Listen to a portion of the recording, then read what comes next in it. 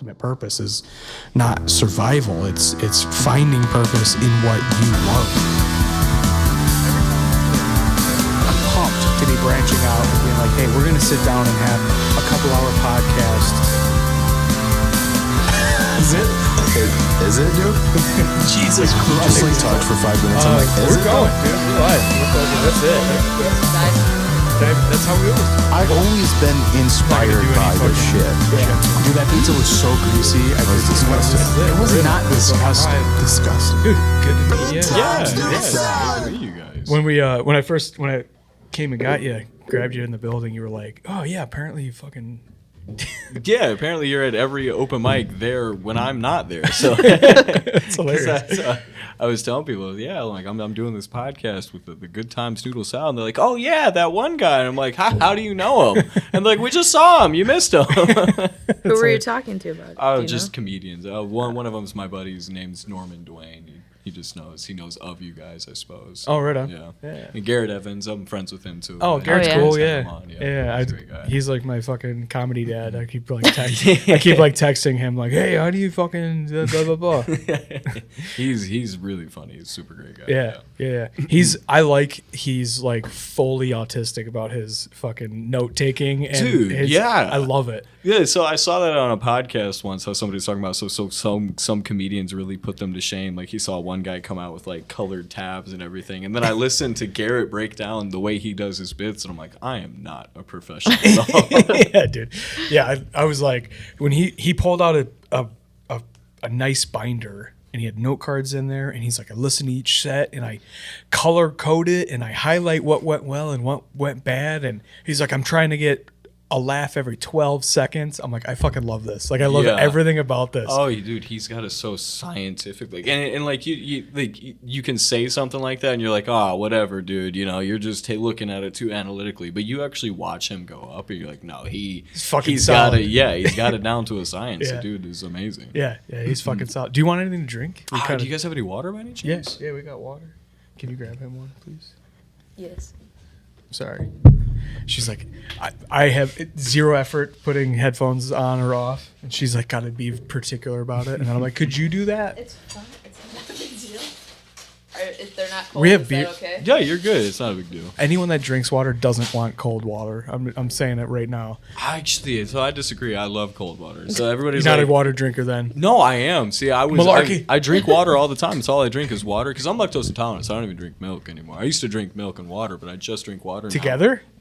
No, You I fucking mean- mix them up? Hey, you know, what happens in Poughkeepsie stays in Poughkeepsie. No, I'm kidding. No, I love cold water. I like everyone. Like, they always like, no, it's not good for you. It shocks your system. I'm like, I like that. Oh, I don't like care. that part. I don't know about. I mean, that's not my opinion. But like, Whoa! that was a good one.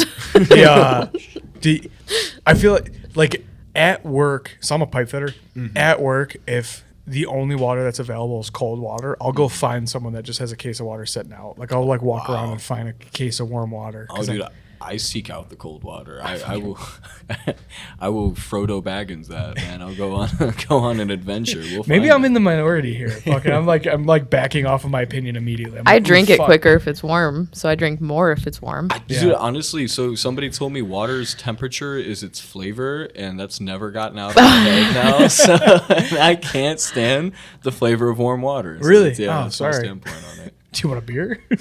We got cold beer. No, it's good. It doesn't bother me. Dude, I don't know who it was. I was listening to somebody on a podcast, and they did this like extreme elimination diet because they were having all kinds of autoimmune issues, and he was eating like only beef and water, and that was it. Like just trying to like see what his body could handle, and that was. That sounds awful. Yeah, it was. Well, that's what he was talking about is how awful it was because he Yeah. like the only thing he could handle. Is this Joe Rogan or? It was probably on Rogan's podcast, but it wasn't Rogan himself. But he was like, but that was one of the things he said. Yeah. He's like, I can handle salt Oh wow. and meat and like beef and water, but water you can have cold and warm and hot water. Like those are very important distinctions when you can't Like the only flavor you get is beef, salt, and Yeah. water. Yeah, that makes a lot of You sense. know, he's like, it's a yeah. very important distinction to be able to have warm water or hot water or, cold water. Like that makes a Yeah. huge difference when you have no flavor in your life. I would just suffer through whatever I was going through. I don't If know. I had to I wish I only remembered who it was so I could like say what it was. eat but, beef and drink water. Yeah. I think there was like joint issues or like he was, I don't know. Yeah, I'd just suffer through. But yeah, I'm a warm water guy. I'm a like room temperature water. That's You need to start saying that out on stage. Just that'll be your opener. See It's if I- like, So I'm a room temperature water I'm guy. not even that. No, just go. I'm a warm water guy. And just let it come out real slow. just immediately have half the crowd turn on me like, this guy's a fucking idiot. Everyone on earth likes cold water. This guy's full of shit. Oh, my Dude, I've been doing this bit that I think I'm gonna get rid of, which makes me sad because I really like the jokes in it, but it like turns half the audience off immediately because I talk about my ex and how she's like stupid as fuck, and then go on to talk about that she was adopted from India. So there's like 5 jokes about that, and it just like immediately turns the whole crowd off, and I'm gonna stop doing it. I think. Yeah, dude. No, I do. I think. Yeah, I think a lot of jokes like that aren't specifically really about you, unless they're super really, like, just genuinely good. They're really hard to pass off, even if they are funny. It's really hard to pass to a crowd because they don't know you, Right. and they don't like want to laugh at you already. So you got to like really edge them in with that. Yeah, that's that. See, that's the hard thing I'm realizing is I've only been doing it like a month. Okay, So yeah, like yeah, I'm like yeah. but like a lifelong fan and like have like flirted with wanting to do it forever. But that's like a hard thing is like on a job site where I'm working with my buddies, like I can make them laugh with something that's like insane, but there's the understanding that I'm not a scumbag because we know each other. Right.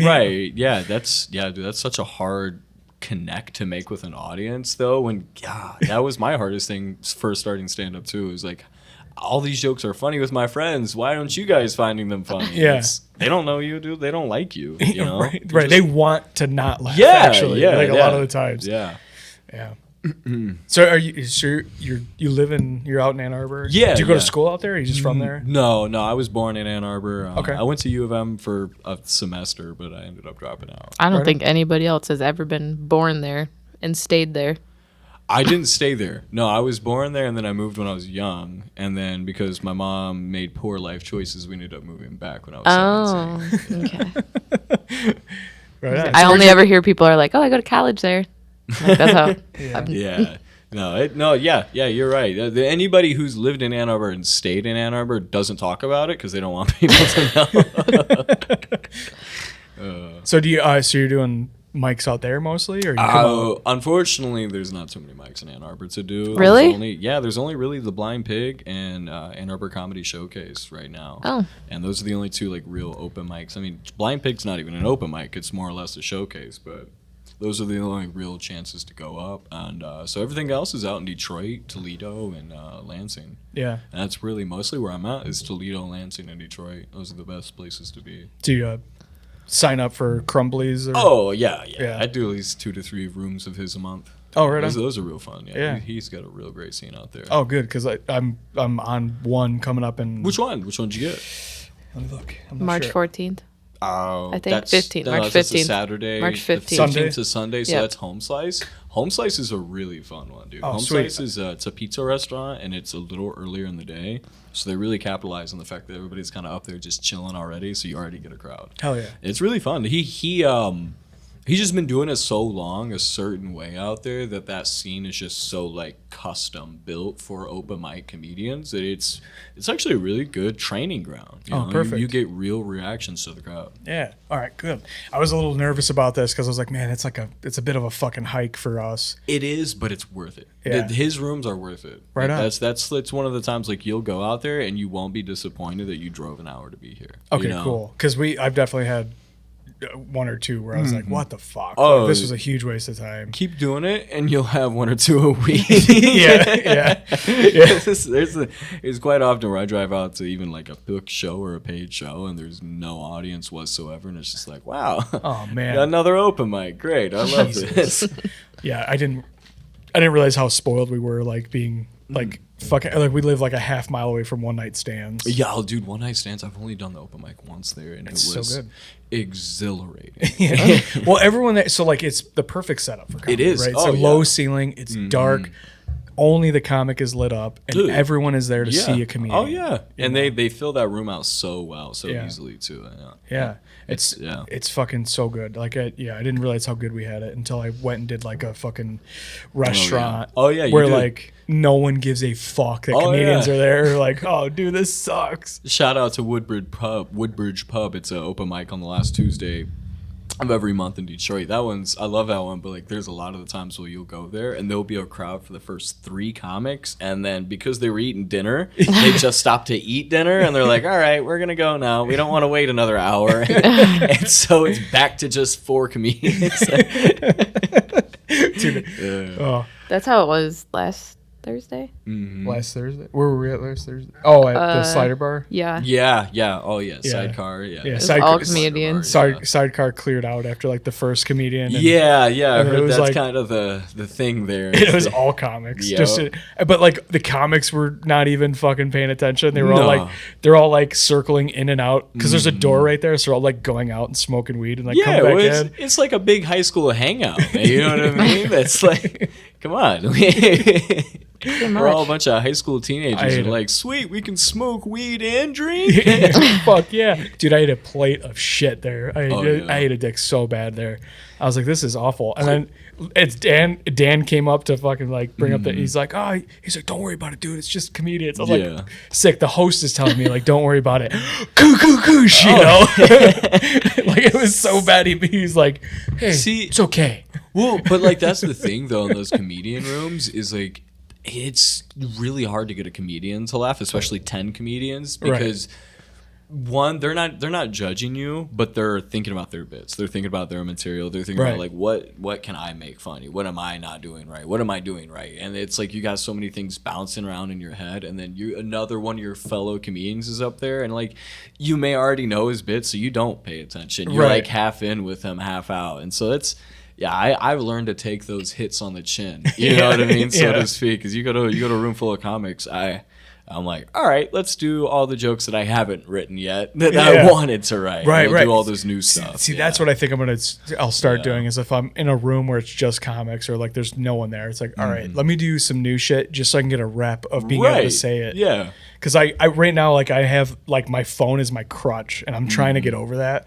But like, because I write these bits out like long form and then I'm like, okay, do I want to remember them verbatim or do I want to just remember the bullet points and then I can like riff through it? Right. You know, I'm trying to figure out what works for me. Cause it's So what I do, if it might help you, just saying, what I do is I do, so sometimes I'll write the joke out long form. Sometimes I'll write it out in my head and then I'll speak it out to like my girlfriend or my friends or something and I'll see how they react to it. And if it's a hitter, it goes in my notes app on my phone. Yeah. And then I wait a little bit and then I go into my notes on my here and I'll write it out long form on there. And I'll keep testing it out, like what's funny about it, what's the best way to tag it, you know, like maybe swap this word out with that one.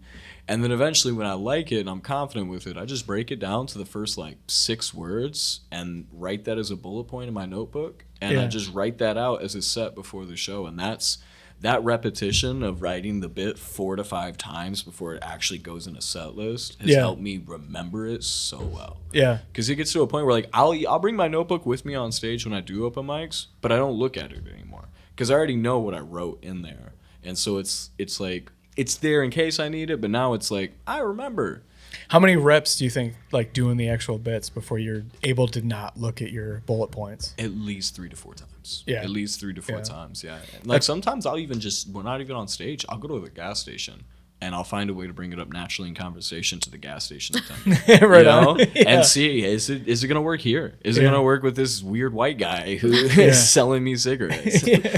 And sometimes you'll make like 3 or 4 people laugh. You'll make the people behind you laugh in line. You're like, okay, this is we're working with something. Yeah, I had You either make them laugh or piss them off. 'cause Yeah, they're taking yeah, too exactly. long. Yeah, 100%. Yeah, it's a real telling event. yeah. We I had a moment where I had like a writing non sequiturs, like just like not intentionally, just like, oh, I have a one-liner. Okay, I got to figure out where I can put this thing. Right. And but I was like, I like tried one on my buddy at work, and I was just like, yeah. He said something about regret, and I was like, yeah, like the time I motorboated my old lady and she had Vicks Vapor Rub on, just like, okay, can I throw that in somewhere and make it? Because it's a stupid idea. Yeah. But Yeah. But I had made like a dude that wasn't in the conversation like off the. He's like, I didn't mean to eavesdrop, dude, but that's fucked up. Like, and I was like, okay, all right. So there's something there like that that has potential. Yeah. And so I gotta figure out where I can put that. But when you look at comedy at the basics, like stand-up, it's a conversation with the audience. That's really what it is. And that like, if you can't take that conversation anywhere, you really, is it really good? That's what I tell myself all the time about my bits, because like if my bits won't work in every room, are they really my best jokes? And so that's like a thing. So like I'm always trying my material like in every way that I can. And sometimes it's not even the same way that I set it up in stand-up format when I'm on stage. Sometimes if I'm trying it with people at the store, like I have this one joke and I did it. It's a real story. I have a joke about going to Subway and asking a guy to make my sub Jared's way. And it's a joke that I tell on stage, but it is something that I actually did. And the guy could not breathe making my sub. He was wheezing because I was like, can I have my sub Jared's way? Undercooked and premature. Oh my God. I prefer meat from an island, but he couldn't breathe, man. Yeah. And it's a joke that I tell on stage, but it is something that I really did in life. And that's how I get my material. Yeah. I just like, all right, how can I make somebody laugh right now? Yeah. What's the normal situation? What can we twist? What can we make silly out of it? yeah. And I fail a lot. Anyway. So when you go to do mics, are you? Well, I don't know your style. I haven't seen you do stand up. I haven't seen you. no. So what is your style? So, are you a storyteller? Or? I'm still kind of like, I'm only a year into it. So I'm not. I don't think I necessarily have a married style yet. Or married to a style yet, but mostly it's kind of self-deprecating in a way, because like I talk about like my mom was a heroin addict and she passed away when I was 18, so I have a lot of bits about that. And then my dad, thank you, I appreciate that. See, Mom. Anyways, we both have a lot of connection to that, so we can get into that if you want to. Yeah, no, of course, I'd love to. But and then also my dad never around, so there's jokes there. I have high functioning Asperger's. I talk about that as well. And then there's normal stuff, like silly stuff that I find in life, and I make fun of it. I try to always have kind of a, not necessarily a dark twist to it, but something that's like, I don't know. I'm not trying to be I'm not a dry humor person. I'm more of like a edgy, dark humor. Let's take something that little taboo and make it silly. Right on. So like like almost coping with trauma with comedy, and like come along with for the ride with me. Right. I write a lot of topical jokes with that kind of style, but I don't tell them on stage, because a lot of the issue with being non-established and trying that material is people don't like you, and they don't want to hear you be edgy about random stuff, so they want to hear you be random or they want to hear you be edgy about yourself. So I feel like I'm working up to that point. That's a good observation, because for sure, like there's I've noticed with like some of the like more fucked up jokes that I've told that like the audience doesn't know me, and they don't know that I'm not a complete scumbag. Right. So like so like what I'm saying, which like in my mind it's so obvious that it's not me. But they don't know that. They don't know that. Like I could like, well, even might be like, this guy's actually a fucking scumbag, and I'm like, well, I'm not though. I'm just like, I'm saying a fucked up joke. Like the joke being that I'm not this guy. Right. But I haven't, like, it's a good way to say that. Like, I haven't established myself. He tries to read me his jokes before he'll like perform them, but he like, I can't tell if he's being sad or funny, so I'm like, I don't know if I'm supposed to laugh. That's why I do that. I read them like I read I'll read. I do it with I don't know who said this, but like someone said like dance moves or like a cheat code, and you know what I mean. Like they call like all the cheats in comedy like dance moves. So like if I read a bit to her, I read it like I'm reading an obituary. Like I'm not gonna punch it up and like try to. I'm not gonna perform it like whoa, because I don't want to make her laugh by like performing. I want the writing to make her laugh. So 2 Jews walked into a bar. No, yeah, literally. That's literally what it's like. And I was like, you gotta. I can't tell. Like I can't tell if it's funny with how you're reading it. So that tells me the writing sucked. So I need to do more. It's not necessarily sometimes like so I could take a lot of my jokes, and if I read them like that monotone, they wouldn't hit at all. It's sometimes it's some I'm learning is tonality, and like the way you make your voice come out when you talk and when you say certain words. It can really impact how funny it is. I've got an example of this so I have a joke where I'm like. Like every time, like maybe I have body dysmorphia. Like every time me and my wife walk past an absurdly fat fuck, I ask her if I'm fatter than him, and she goes fatter every time. So like when I say so I noticed like the one time I said fatter, good laugh, but I was like fatter. Nothing. Yeah. Radio silence. Yeah. So like absolutely. Like, you have to give emphasis to it, and you have to. It's almost like you have to sell the joke in a way that's not too performative and not like begging them to laugh at you. Yeah. And it's such a that's why they always say everyone who's like a career permanent stand has been doing it for 20-30 years. This is a weird business. This is so weird to be a part of because it is always. Like it's not something like I can't remember who said Mark Norman said it on a podcast. He said you'll never stand up so weird because you'll never really figure out how to do it. You're just gonna keep getting better at it. Yeah. And it's so like it's like you'll never wake up one day and be like, oh, that's how you write the perfect joke. You know, Right. You'll just keep trying new jokes Yeah. and keep trying to It's make them funnier. Yeah, it's a discipline. That's why I think I love it. Like Yeah. immediately. Oh, it is. Yeah. Like yeah. like it reminds me of like golf. Like you're never gonna be.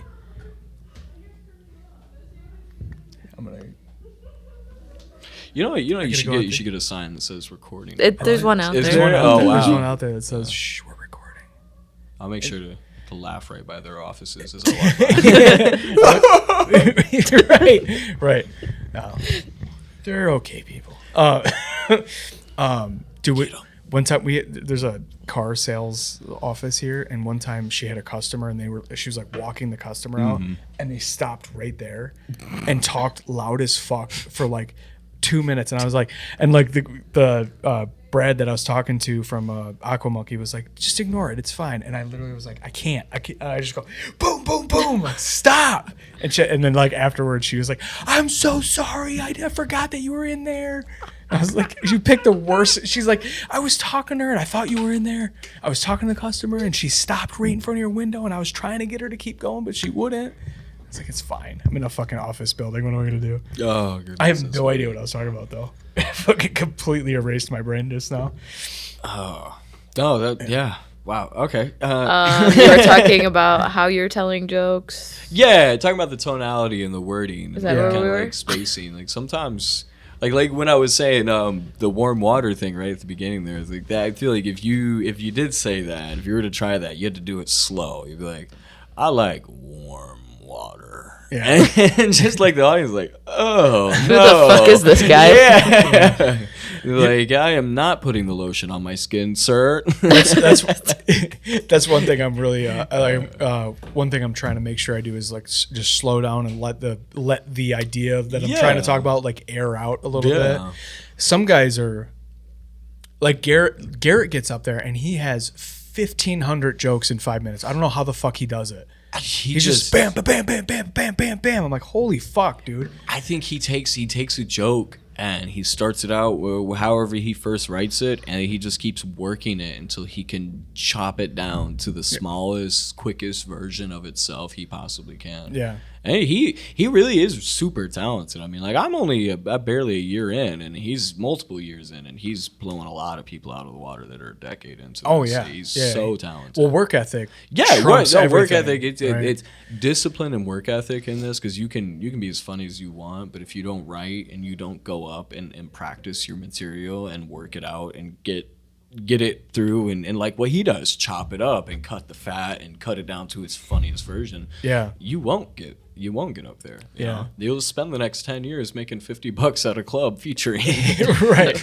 Dude, one thing I'm using is a screen reader, like a AI screen reader. And so like I'll write out my bits and then I'll plug in like a voice that's very different than mine and have it read it back to me. And I'm like, oh, this writing fucking blows. Or I use this word 4 times in like a 1 minute bit. Like I gotta, like, what am I doing? You know? So that's been pretty valuable. Cause like when you're just reading it, you're like, all right, I'm just like trying to just like get a rep in while I'm driving or whatever, you know, and like read back the bit and I'm like, okay, I'm starting to memorize it. And then when I listen to it, it's like a chick's voice doing my material, like reading my screen. And it's like, day. I'm like, oh, I fucking wrote day 4 times in 1 bit. Like, holy shit, I got to tighten this up. I got to trim some fat here. Yeah. I love it though. The obsession is real. Like, how many times a week are you going up? Well, you know how it is over here. Like it's fucking like you might get 3 mics or 4 mics in a week, but they're like 45 fucking miles apart. Yeah. You really gotta have no life or family to do. Which I have fucking which I have half a week. So like the only mics I can do are Wednesday, Thursday, Friday, Saturday, Sunday. Oh, no, that makes sense. So like I can't do Paul's mic at New Way. Yeah. You know, I can't do. Oh no, I can't do New Way. Is that a bad? Is it not good? No, it's not the New Way. New Way is the epitome of bar comedy. Like it's you can have anything at any time going on there. You could have a crowd that's paying attention and giving you exactly what you deserve, or you could have 4 comics that are staring at their phones or writing, and you've been there for 6 hours waiting to go up. Because the thing about New Way is every comic in Detroit goes there every Monday. Like you're talking 45 comics a night, every Christ. Monday, and it's. I mean, and love Pauly, but he puts up certain people because, like, certain big headliners, he'll throw them up first. And so, like, you might be 10th or 15th or 20th on the list, but you're not going up till 1 a.m.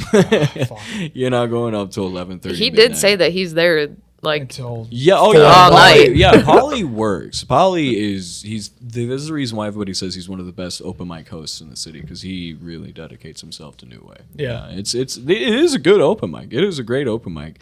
It's just when you're driving an hour from wherever you're coming from and then you have to wait 6 hours to do 5 minutes, it's a little like, you know what? I kind of want to watch The View tonight. Right.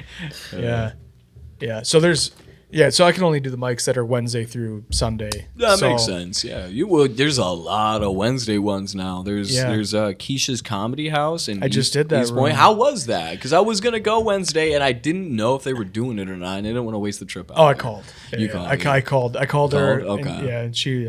She's. So are they doing it every Wednesday? Is my question. Okay. Yeah. So she's doing it every Wednesday. Okay. Yeah. She's super nice. Is she? Yeah. I heard she's very welcoming to new comedians. Super especially. nice. Yeah. She was like, she called me on accident. Okay. And I called her to make sure the mic was still going on, and then she called me back on accident, like called the wrong number or whatever. So I called her. We were playing phone tag. I go, hey, what's going on? She's like, hey, you know what? I didn't mean to call you, but make sure. Are you gonna come Wednesday? Like every Wednesday? Like I want you to come back. Like you gotta come back. Like she's super nice. Oh yeah. And the place is sweet. It's like I've seen pictures and videos from it. It looks really it's nice. cool. It's like a old, it's a bar, but they built a little stage, like a little like 4-inch stage. Yeah, they got a whole little production thing going there. It's really nice. It's cool. They got a sound booth. I saw it. It's really dope. Yeah, it's fucking sweet. They got a DJ that plays in between them, and then it's like bring your own booze. Oh, okay. So it's like tight, it's almost like you're going to your buddy's house. Yeah, that's kind of cool. Yeah, I like that. Yeah, I was gonna go Wednesday, but I was like, I don't know if they're doing it. And I have made the mistake one too many times of driving an hour and a half out somewhere, and they're like,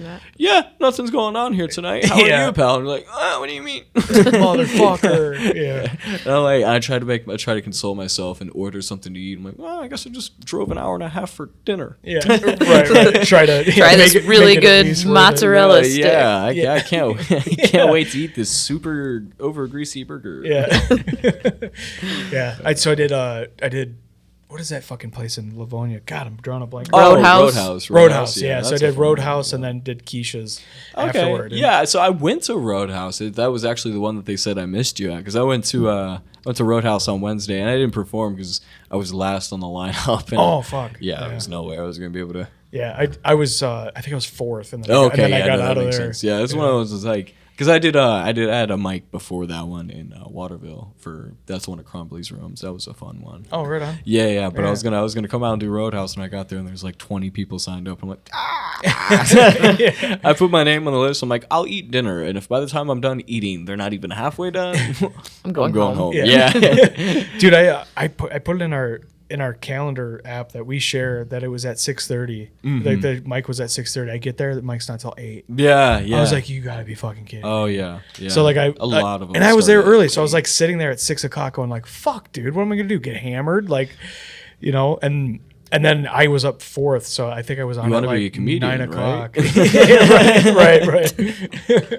But I think I went up at like 9:30 or something, and then and then rushed over to Keisha's and then got up at like 11:40. Yeah, I was I was like, so by the time Keisha's runs late. Good to know. Good to know. Yeah, they were, and they also are not like, she's not giving the light to people at 5 minutes. Like there was a couple like. Is she having a crowd, or is it mostly comics? It was all comics. Okay, but it was cool. But it was cool though. Like there's probably not a lot of comics you'd see at a lot of the other open mics too. Because three of the dudes were there. Clay. Okay, Clay, love Clay. Clay was up. Will. God damn it. Will Chavis. Will, was up, and then he's the only other Will. No, I'm what? Smith. Paul Smith. Scott Smith. Scott Smith. The white guy. Yeah. Scott Smith. Looks like he'll sell you insurance. Yeah. Yeah. Scott Smith went up. Scott went up and ate shit. I was like, I've never seen. It was funny because he's so good, but he ate shit that night. Well, when you go up in front of comics, sometimes it's hard because like sometimes you're like, I'll go out with a plan to do my tried and true material, and I'm like, all right, I got new tags for it. We're gonna work it out. Yeah. I think open mic's gonna be great. It's gonna go good, and I get there and there's 2 people that I haven't seen before. I'm like, God damn it! Dude, he was like, what do I just fucking suck tonight or what? Yeah. It was so funny. That was the funniest part. He was there last night, right? He had this. I don't want to give away his premise, but he had this fucking new bit that I haven't seen him do. That was really funny. I was dying laughing, but he was like, he did like fucking 10 minutes. I would say. I bet. He had some new bits that I haven't seen him do yet that were fucking hilarious. I'm like, these are, once this gets legs, it's gonna be a fucking killer. But, dude, fucking, what am I just fucking suck today or what? It's fucking hilarious. I ate an absolute plate of shit. I went up second to last. I just fucking ate it like so bad. I was telling these like kind of dark jokes about my ex and like how bad our relationship was. And every time I said like what I thought was, like what I wrote as the punchline, there was just this woman that was in the crowd just going like, That's one thing I went to. I was like, no. Chanel Ferris, Simply Chanel. She started an open mic. She's coming on tomorrow. Oh wow! So she started an open mic. I was at Tuesday at her room at Ford Patio, and this is something I was talking to my girlfriend about. Like every black room that you go to, there's always one black woman in the back of the room when somebody's bombing, just going. After every punchline, every punchline you just hear go. It happened like 4 times. I had to address it. I was like, it's like a mix of pity and disgust. It's like, you poor child, how dare you? Dude, I had this fucking bit talking about like I was with my ex from 15 years old to 28. So I'm like, I was with my ex from 15 to 28, which is also my rough estimate of how many dudes she cheated on me with. And silence, and then I'm like, fuck, dude. I'm like, you're making me sad about like remembering how sad it was when it happened. But this is supposed to be funny now. Like, God, dude. I'm looking back on it laughing now. Yeah, they fuck, dude. You should. I got the recording of that one. You should listen to it just because it's. See that's one of the weird things. Like even my good recordings, I can't listen to. No? Like, I have such bad... No, it puts me in a really bad mental place because I start tearing myself to pieces about, like, my material. And, like, because, like, the other people would tell me, that's a great set. Those are great jokes. Or even my girlfriend would be like, no, you did fantastic. That was awesome. Be like, no, that's horrible. I'm not a real comedian. I suck. I look like a fool on stage. What am I doing? That's the healthy mentality, though, dude. but Imagine if you watched your shit and you're like, dude, I'm so good. Yeah, no, that You're would be crazy, douchebag though. if you're doing that, you know? No, and it makes me feel less bad about it because you know who Jesse Eisenberg, the actor, is? Yeah. He was saying in an interview for Batman vs Superman, they were like, did you ever see the movie? And he was like, no, I never watch a film that I'm in. Yeah. And he's like, I can't do it. It's too cringy. And I'm just like, man, me too. But like, God, you're missing out on so many good movies, man. Right. Yeah. Yeah. I watch them.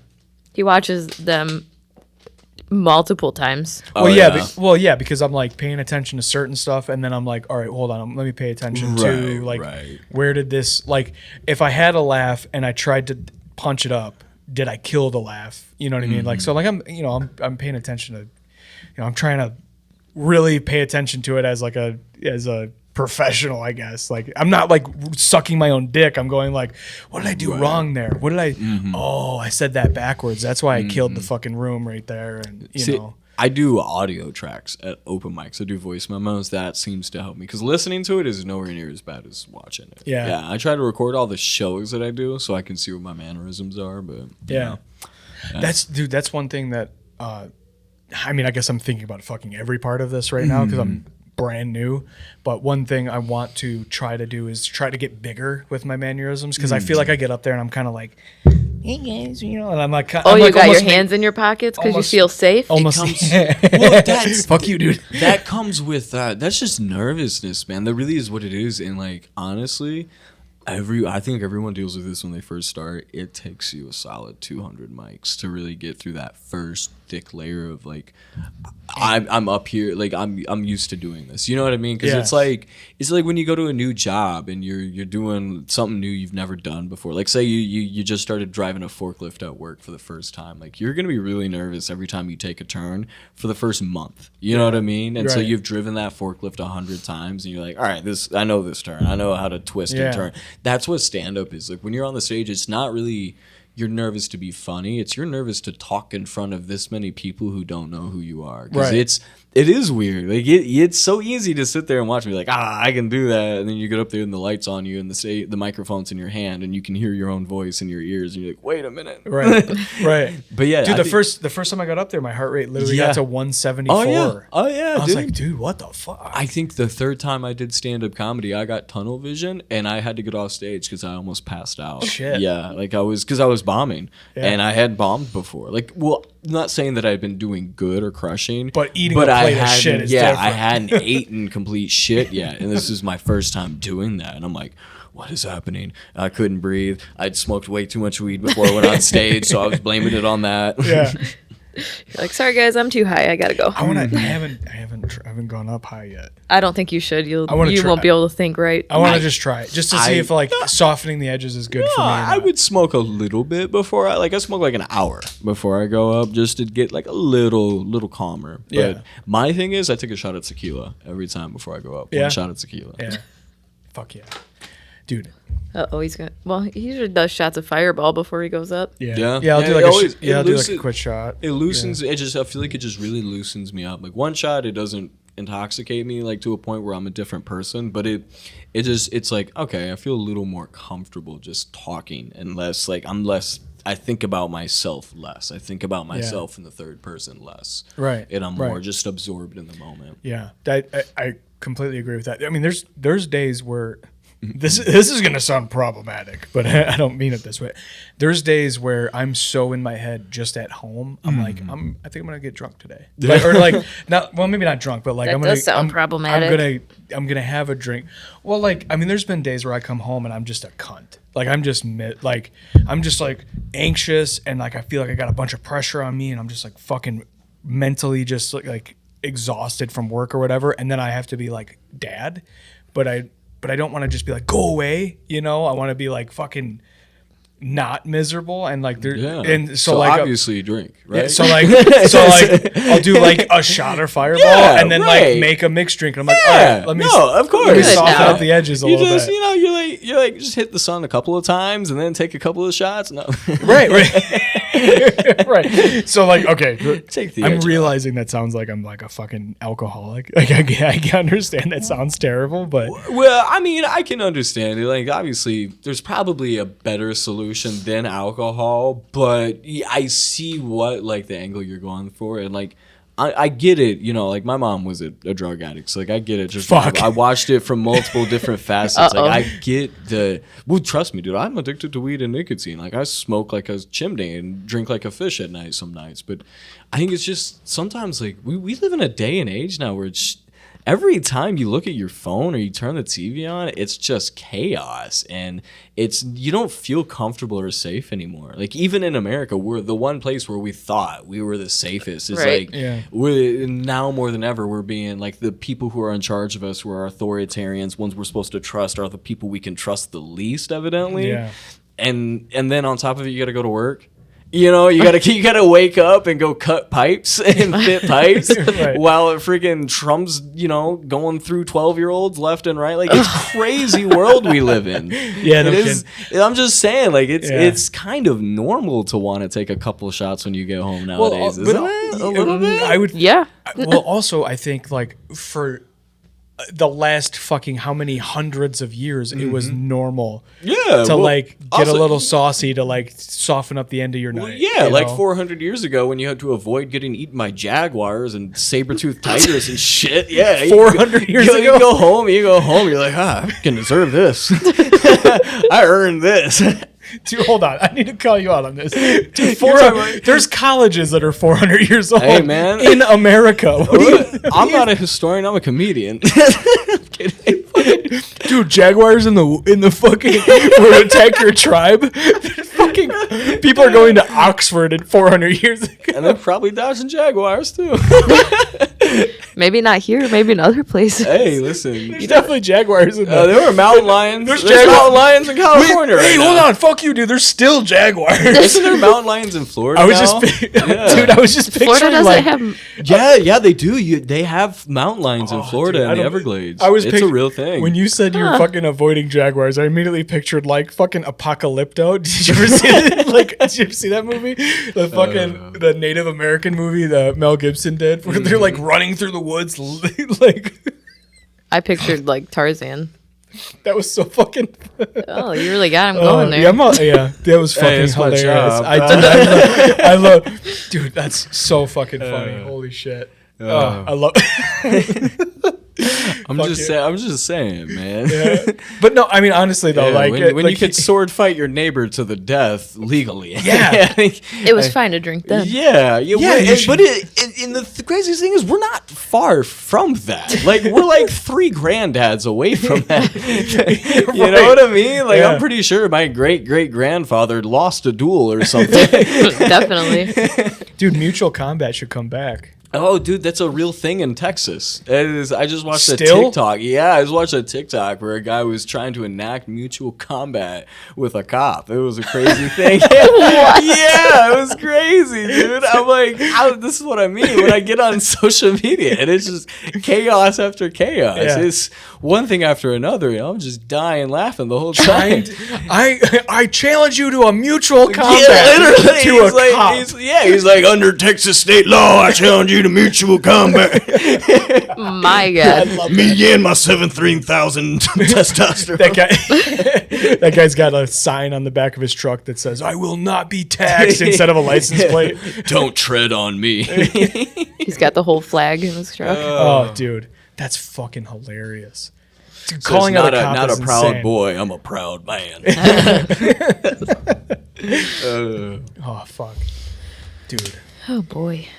I had something I wanted to ask you, and I'm fucking now. My brain has just been wiped. When is just a quick question? When does this episode come out?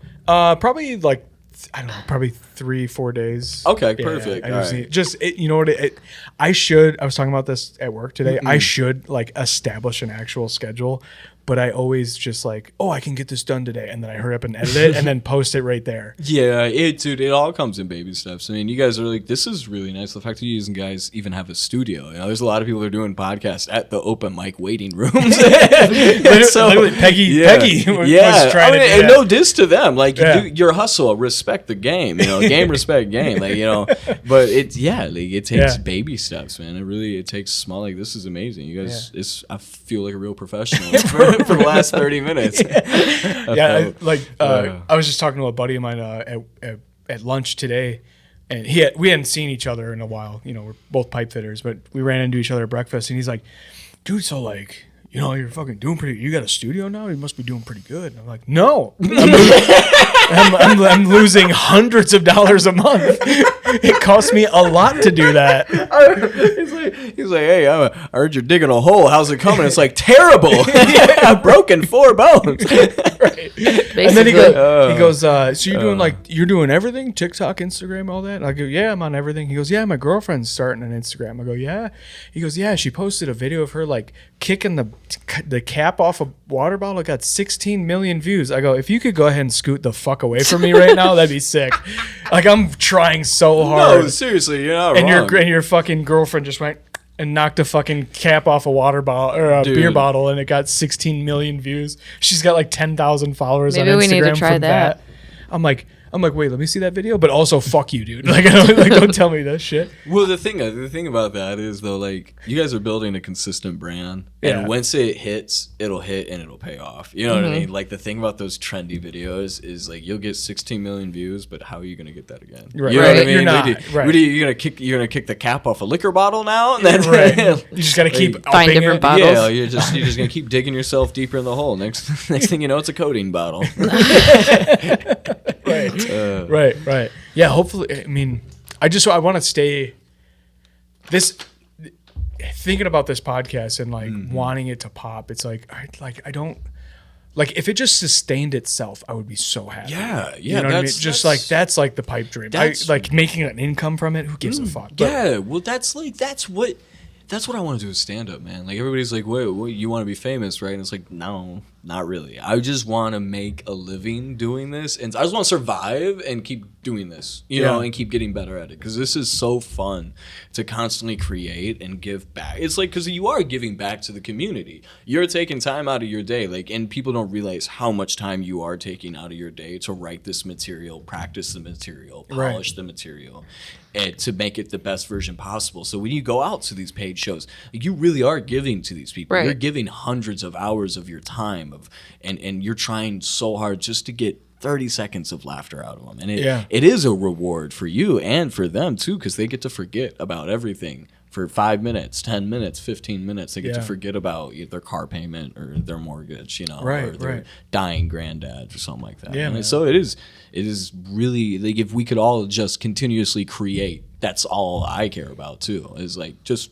that's all I want. And that's why it's amazing to be a part of like what you guys are doing, like helping comedians and musicians out. Like, you're just giving back to the community because you're giving us more exposure, and we appreciate you guys for that. Well, I appreciate that, man. Yeah, I'm definitely doing it in like a selfish way because I enjoy the fuck out of having these conversations. Well, keep doing that, man. You know? Yeah. I do love it though. I like, this is who I am without a fucking mic in my face. Like, if I ran into you and I wasn't doing comedy, but are you doing comedy? Okay, tell me everything about it. You know, like, I love learning people's stories. And then, like, you know, we flirted with the idea of doing a podcast where we could have guests on and stuff. And it was like, okay, we just have to dive in. We just have to do it. We have to do the full thing. We did it it started in my 6-year-old's bedroom. We talked to the boys and we're like, will you guys be okay with both being in one room? And they were. So then me and my brother did the podcast, just us having our conversations one-on-one for like 4 months or something. And then we started talking about having guests and whether we were going to transition to being a guest-based podcast or not. And it was like, dude, if we do that, we can't do it at one of our houses. Right. You know, like, you can't just keep random inviting people. strangers. Like, hey, welcome to my 6-year-old's bedroom. Right, exactly. right. And it's You're like, not in any manifestos, are you? and then, you know, like, and if like things don't go well, or like, I've had a couple of weird experiences with this podcast already. Just like, I'm willing to bet, like I mean, like whatever. I guess I'm just gonna blow him up, but I won't say Reboot? who. I won't say who it is, but there was a guy that became a fan of the podcast, and because we're in the same world, felt like he was entitled to like get in contact with me because he's also in construction. Yeah. And so like he went around asking all the pipe fitters that were on the job if any of them knew me, and they do because we're all like all of them know me. I'm in the pipe fitters union. Right. So he got my number from a guy who wasn't expecting anything to be weird about it. And then the guy's blowing my phone up being like, dude, I have this business idea. I feel like we were meant to meet. And then he's like, dude, we gotta. And then I responded to the first text. I was like, oh, thanks for listening, you know. And then after that, I was like, all right, I'm not gonna. It got weird. I'm not gonna answer any of it. Yeah. And then he was like, well, since you want to make shit weird, and then he like blew up on me. I was like, this is so. What the fuck, dude? Like, I don't know you. I don't owe you anything. I don't know you. What the fuck? It's like when the priest molested the kid. He's like, I can't believe you just molested me. You're terrible for this. It's like, what? Yeah, but like, What? he's like, you want to make shit weird by not responding? Like, I'm just gonna lay it out. And then he's like, I'm gonna lay out what we're gonna do. That's what his last text message was. I'm gonna lay this out for you. I'm like, this is the weirdest shit. Insane. So to fucking put a bow on it, we had to get a studio. Yeah. We had to get a studio. Yeah. And that's not even a guest. That's a fan. Sorry. What happens when he finds out where the studio is? Oh God! Don't put that out into the universe. It's not in Waterford.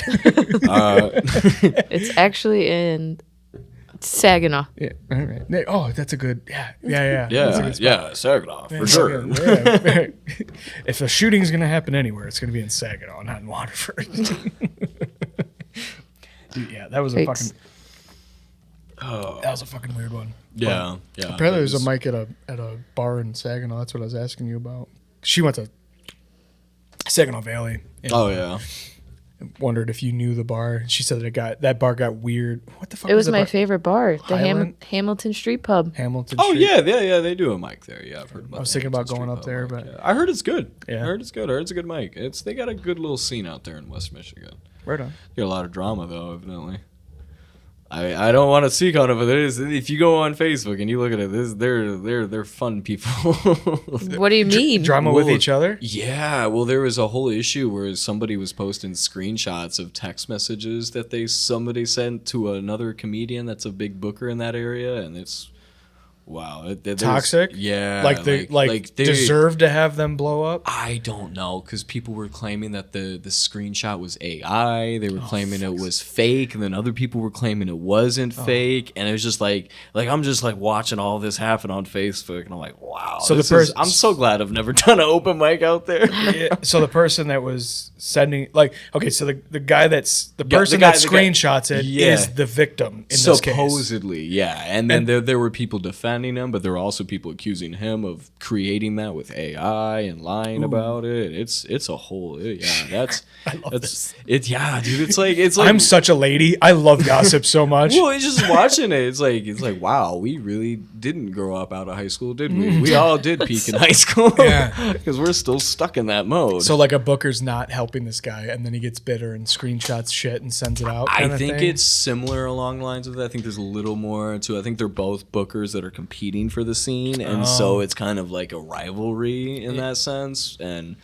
yeah, it's dude.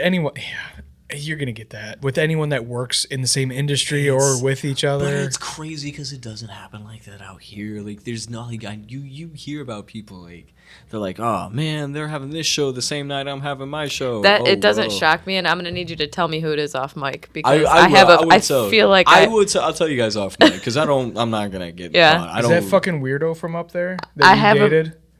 We'll talk about it after the podcast. But no, it is. I hope crazy, I hope his life is not going well.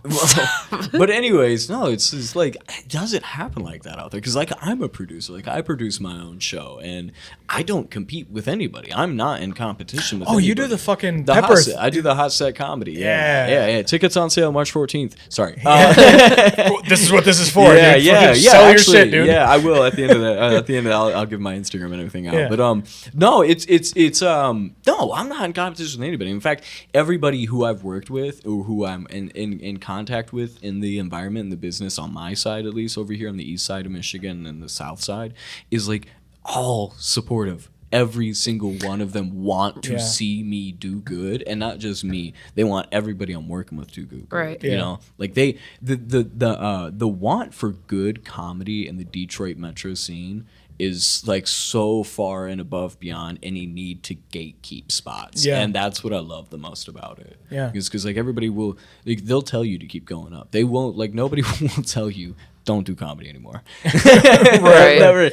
They'll encourage you in the most positive ways. Dude, I can't believe how positive and welcoming everyone I've met has been. It's been like you hear all these horror stories about, especially like the LA and New York guys, how they used to just be pieces of shit to each other and steal each other's shit and fuck each other's girls and like all this toxic steal each bullshit. other's material, steal each other's material, and like I just started, and like I got Peggy Beatty and Kate Dore, she's and, amazing, yeah, and Garrett Evans, and Oh, all these people are like messaging me, like going like, hey, this is what works for me, this is where you can go, blah blah blah. And then we do mics together and we talk, like Darren Lewis, me and Darren talk, and that's exactly like, how it began for me. Is like I jumped headfirst into the scene, and everybody, they didn't necessarily accept me, but they all helped me. They all like they lit the torches for the path and were like, here, go that way. I had to walk the path myself, but they gave me some light.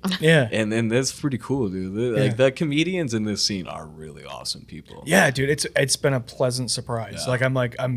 It's so. I was like, fuck, this is gonna suck because I don't have any friends in this, and I'm just gonna have to fucking deal with being the odd man out. Yeah, being a loner the whole time. But no, everyone's like, it's been like super welcoming, which is absolutely a fucking pleasant. And surprise. even with me too, like I'm not up there doing the comedy, but I'm there, and they'll like come up and talk to me, and like they do the same thing with my girlfriend. Yeah. Like, I think they love my girlfriend more than they love me. I think they like her more. They even tell me she's funnier, and that doesn't hurt my feelings at all. But no, it's seriously, like, we are surrounded by some really solid people. Yeah, it's awesome. It's an amazing scene. Yeah. But yeah, like I said, I do produce shows. I do the Hot Set Comedy, which is we have a bunch of comics come up and they do 3 minutes of regular stand up, and then they eat a ghost pepper and do 4 minutes of improvised stand up based off premises that I give them. That's awesome. Mouth on fire. Yeah, no, it's so fun. So it's like stand up on the spot with a hot pepper with your mouth on fire. It's like stand up hot ones. Is kind of basically what it is, except I'm not interviewing them, but I am putting them, on the spot, and it's really fun, dude. I mean, so I host it, and the first time we did it was the last time I did it, but I ate 3 habanero peppers, and in between sets, and in between the third to last guy, I projectile vomited 4 times. I drank so much milk that my stomach had no more space for milk in it. And you're lactose intolerant too. Yeah, but we had lactose or lactate. Oh, we had like all the forms of milk for everybody. But yeah, dude, I was chugging it. Like I had a half gallon just for myself, and I was sitting there chugging it, and it was like there's just no more space in my tiny little stomach. Everywhere. I was trying to clean the toilet up in between people's sets, and I'm like, I can't leave it like this, but I gotta go back up there and bring up the next comic, because like I'm also in my head like I don't know how long these comics are gonna last with the pepper, so I gotta hurry up.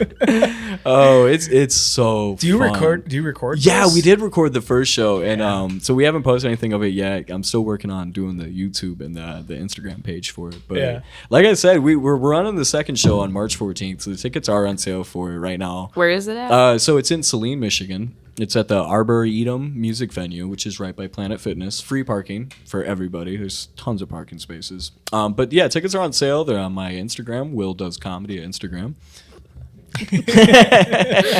I need the money. That would be fun. See, no, it is such a fun show. Dude, like I really encourage people to come out and come see it, because it's not just like like I said, I don't care about the money aspect. Like if I break even on these shows, that's all I really care about, because I'm paying the comics out of my own pocket, and this is all I'm producing this thing completely myself. The venue's paying for nothing. They're just simply allowing us to host it in their space, which is amazing. Awesome. Yeah, amazing that I even get the chance to be there. So shout out to the Arboretum Freedom Music Venue. Amazing people. But yeah, it's so fun. It is, and it's something different. It's not something that anybody else is really doing right now. So it kind of just sticks out. You know, it's something new to see, and the more we do it, the better we can make it. You know, that's the whole idea behind it. So the more people keep showing up, the more I'm going to keep doing it, and the better I'm going to make it. And the idea is to theoretically take it to festivals within, a couple years, and start doing this like some comedy festivals and some comedy clubs too. Yeah, that's a fun fucking format. Yeah, it's really funny. Like, also because like the whole currency that we're working with here is attention, right? Mm-hmm. And like, but you're begging for it a lot of the times. Like, fucking come on, man! Like, you're at a comedy show. Like, at least you could do is look. And but like seeing somebody suffer is like it's a fucking it's a fucked up way, but like it's entertaining. Like, you boil it down to the most basic principles. I mean, people like they in Rome, they gave them Peanuts and Circus. They gave them the Colosseum, and people loved the Coliseum. People loved watching people suffer for some unfortunate, weird reason. We humans like to watch each other squirm. Yeah. Right. But it's not even just about that. It's like, I think it's everybody's doing a cut and dry stand-up show. Everybody's doing 5-minute spots, 10-minute spots, doing a showcase here, showcase there. It's like nobody really wants to see a showcase anymore. Like, if I really want to consume stand-up and I don't really want to go out, which we are living in a day and age of people not really wanting to go out because of the whole COVID issue. So you really have to like entice people to get out of their house now on the weekends. Like, you really, really have to sell it to them. They don't just want. They can watch it on Netflix. They can watch Shane Gillis on Netflix, and they can watch Bill Burr on Netflix. Right, they can watch the best of the best. Yeah, literally the best, and comfortable with their own snacks. With alcohol, they don't have to pay over prices for. Like, so you have to give them something that they can't get anywhere else, something that they can't just consume anywhere. And that's why I think this idea works so unique so much, because it's. And I love it, dude. I had fun doing it. I lasted a total of, like, let's say, a minute and a half during my hosting set after eating the habanero pepper.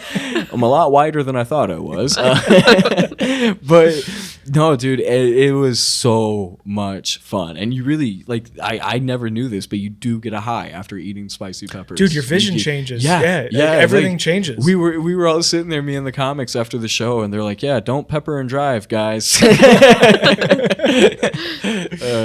Dude, when I was working at Ford Rouge, the whole crew of pipe fitters, we did all of the Hot One seasons. Like we would do them like whatever, like once a month. We'd order plain, fried wings, and then bring like my buddy Kramer would order the whole set. They would sell like the season in a kit for like $100. Yeah, and my God, dude, we would go through them, and like the bomb is just asinine. It's so fucking hot. That's like the last sauce, or the last sauce pretty much every season. But I was gonna say the last sauce you ever eat. Right. But melts a hole straight through your sternum. we had been doing this like Hot Ones thing at work for like 6 months. We're like, once in a while, and then the hot chip challenge like came out, and we're like, dude, let's do the hot chip challenge. And no one wanted to do it except for me and Kramer. And so I bought one for me. I bought one for him. I bought us both like a quart of fucking chocolate milk. And I was like, let's go. I'm ready.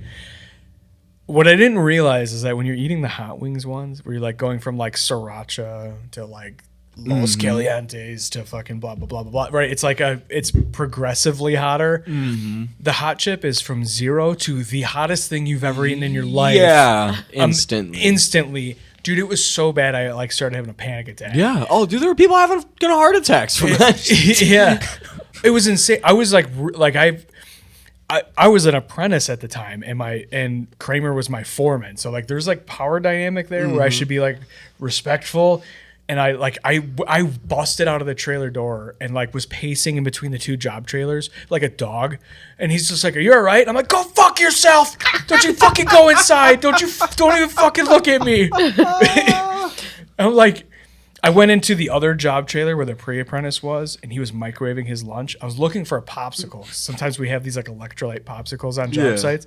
So I go in there and I'm like looking for a popsicle. I open up the freezer, and the whiff of his curry dish that he was microwaving hit me in the, and I was like, and I had to like grab my face and run out and just like screamed fucking magma out of my face. I was like, dude, that's the sensation of my whole head and throat and stomach being on fire from this chip, and then I smell his disgusting fucking curry. Oh no! Yeah. Oh my god, dude, it was the most miserable I've ever been in my life. Oh, I went home. I went home. I was like, that's how I felt at my show. I was like, I want to go home. I was just on my lunch break, dude. I was supposed to go back to work. No. I went back onto the roof of the engine plant at Ford Rouge, and I was like, dude, I gotta go take a shit or something. I gotta try to get this fucking poison out of me. And I called my buddy Marty I was working with. I was like, dude, I'm leaving. I'm fucking going home. He's like, you're all right? I'm like, no, dude. Fuck no. I thought about doing it while I had COVID. Yeah, well, Because you just trying to die, or you were like, you know what, fuck it. Well, I didn't not have- breathing. Let's Is secure the enough? death. I didn't have taste or smell, so I was like, this is the perfect time to like I mean, eat I think it. you could still feel the You burn. gotta feel the burn. Yeah, I don't even if you can't taste the rainbow, you can still feel the rainbow. All right, that was a bad Skittles show. There was But I don't. I feel like you have to be able to taste to get the. no, I don't think so. Like I lost my think- taste, and I would like drink pop, and it would just be like, oh, So it was bubbly wet. I don't think it's the taste necessarily that's spicy when it comes to spicy food. I think it's the acidity in the seeds, because it's so acidic that when it reacts with your saliva, that's why it burns so bad. Now, don't Really? quote me on that, but I thought the acidity was sour. I thought acid was sour. Yeah. So it is sour, but it's so acidic that it's way above the pH scale. It's like a 14. Because basic is 0 and then acidic is 14, right? Because that's the acidity scale. Oh, okay. So I am autistic, guys. In case you didn't. Wait, so no, I'm thinking about. Well, it's not. So the guy who owns the venue that we did the show at, Yeah. he grows his own peppers, and he's like a whiz on all this stuff, and Wait, he's sitting isn't- there schooling us all on it. The alkaline to pretty acid scale, isn't that like? It's 1 to 7, and then 7 to 14. Oh. Yeah. Okay. Yeah. So I one- know that for a fact. Now Yeah. everything else, I could 110% be wrong. We don't have a Jamie here like Joe Rogan does. So. You know how We many could just times- fucking ChatGPT. You don't it know real how many quick. times I want to be like, Jamie, pull it up. Dude, I can't honestly. Like, there's a handful of upgrades I want to do to the studio. Like, Yeah. I do. Like, I'm completely pivoting off of this fucking spicy thing. But I know, but how are you gonna just change subject? Okay, Like that? well, It's- Paige, look it's- that shit up. While you're doing that, Yeah. I do want to get Paige, a fucking. pull it up. I want to get a monitor up here Yeah. that is connected to a laptop. So like if That someone would be references pretty neat, something, yeah. or like we're Well, like you know, we you- want to chat GPT something. You could like, even do it, and it would be way cheaper than getting a monitor. Is you could just put a piece of green screen right there. yeah. And then you could take it in the video editing. You could put what you have on the laptop on the green screen. Oh, right on. Yeah. Yeah, so you just do it right when you're doing your editing. Yeah. I've seen a couple people do it like that. Yeah, I it's could a do pretty that. smart thing. But for like in the room though, it'd be Yeah. nice to be like, if I look something up, we can both look we can at it and both read look- it. Yeah, I see what you mean. Yeah. Yeah, but you like can for get a production. fucking TV for $200. That's true, You know, yeah. you can get an Element Yeah, TV sick. from like Walmart for. Yeah, I'm unemployed, so I'm thinking with $0. How are you surviving? DoorDash. Oh, right on. Yeah. Okay. No, seriously, I lost my job within the last few weeks, so Oh. it's recent, but DoorDash Was every it day. deserved? No. Not necessarily. Well, in a way. I mean, it was my fault, but I think something can be your fault and your employer still be a bitch. So, so I think the two things can mutually exist at the same Yeah, time. yeah. So, that's my opinion on that That's one. fucking hilarious. It could be my fault, and also she can still be a bitch, or they can be a bitch. Dude, that's fucking hilarious. Oh man. Yeah. What do you got? I'm over not here? really sure how to look into this, but We need a Jamie. God I damn it. said, why does food taste spicy? And then it went into you had a head you a head should- injury recently, so Oh my God. and then it Okay. This is. but then I did it again, Hold on. and I Pause. said, Hold does on. No, you tell me you don't. I have an said answer. is food spicy because of the acidity? And it says short answer usually no. Spiciness is mainly caused by chemical compounds. like capsaicin. Yeah. Okay, so I do say a lot of stuff with confidence, like I know what I'm talking about. Dude, I can't tell you how many times we've like. Hey, I trusted you. I know, We so many Especially people do. especially With this voice too, it's bad. well, and you're like have high funcking Asperger's, Yeah, right? So like I trusted it's that. like a cheat code. Yeah. You know? It's like when I start talking to somebody, I want to push a lie. I'm like, I have credentials. Okay, so, Exactly. all right, so spicy does not equal acidic. Spiciness is mainly caused by chemical compounds like capsaicin and chili peppers that activate pain/heat receptors in your mouth. Capsaicin. Acidity is Say different. less. That's what gives food. Acidity is different. That's what gives foods a sour taste, like lemons or vinegar, and tangy bite. So I was right about the sour part, but what acid foods can have irritate sensitive tissue. You guys can feel skip sharp. this part. Yeah. just click skip like the 15 seconds twice. This will be it's over. not. It's not. I don't So it's okay. So fucking wrap it up in a bow. The capsaicin activates pain and heat receptors, and the acidity is what gives tang and sour. That's what you can't. I by thought the this was way, like your special interest. No, not in any Group. capacity. I just simply so the way the idea came to me is somebody at work when I had a job. do that next time. But somebody at work was like, have you ever eaten spicy food and then gone up and done stand up? Because he'd been asking me a series of questions. You ever smoked weed and done stand up? I'm like, yeah. He's like, you ever drank and done stand up? I'm like, yeah. He's like, you ever done coke and done stand up? I'm like, all right, listen, are you a cop? No. He's like, have you ever eaten spicy food and done stand up? And I'm like, I sat there for half a second. I'm like, I haven't, but God damn it, is that a good fucking idea? Yeah. And my mind just started going. I'm like, oh, I can see so many motherfuckers drooling already. Yeah. And I didn't think so many people would want to be a part of it, but like, It's fucking every hilarious. comedian wants to be on this show, Yeah. Yeah. And none of them want to buy a fucking ticket for it, but they all want to perform on it. They all want to be tortured. No, I'm kidding. They do. I wish, I genuinely, as a producer, this is one of the shittiest things. I wish I could give everybody time on the show. I wish every single person that filled out a Google form, I wish I could put them up. But it's so many. When you get 55 responses for one show and you only have 8 spots, you're like, Fuck. yeah. You almost have to do like a lottery. Yeah, like, how do you kind do of to it? a degree. Well, I do so I believe big in meritocracy. You know what I mean? It's Yeah. merit deserves above all. If you're good, you're good. I'm putting you up. But Yeah. also, my thing is also I think every single person deserves a chance to do anything. So even if I don't know, even if I a lot of time I'll see someone to submit that I've never seen perform before, and I'm like, I have no idea. But I'd love to see you. You know what I mean? Yeah. I would love to just take a chance. You know? But Yeah. because my big thing is I just want the show to be good. That's all I care about. Is I want the show to be good. I want it to be digestible to an audience, and I want to keep doing it. And like I said, I wish I could put everyone up, but there's not enough time in the world. Yeah. But I love these fucking different kinds of shows that people are doing around town, like Andy's show at Roadhouse. Yeah, that's a fun little doing like the he's- panel where you're talking different. shit during this. Yeah. That's fun, dude. That's what they do they do it kind of similarly at the independent open mic at the shit show on Saturdays. Independent open mic. Oh, is that in Hamtramck? Planet Ant? Yeah, Planet Ant and Hamtramck. Do you know Logan, by the way? If you go there, Logan Monson. Maybe, but I probably don't know Okay, him. no right worries. now. I'd have to see He's him. at He's an Planet actor. Ant constantly, but I don't know him if he's an actor. Probably. no, Isn't he he an was a comic. Oh, I didn't know. Okay. But he I was guess he doing hasn't been comedy doing comedy for a while. I probably wouldn't have met him if he hasn't been there in the last year. I probably haven't met him. But, no, that's how they do it at the independent in Hamtramck. They have a couple panelists sit up there, and then They, critique they roast you. Yeah, they do, but they don't.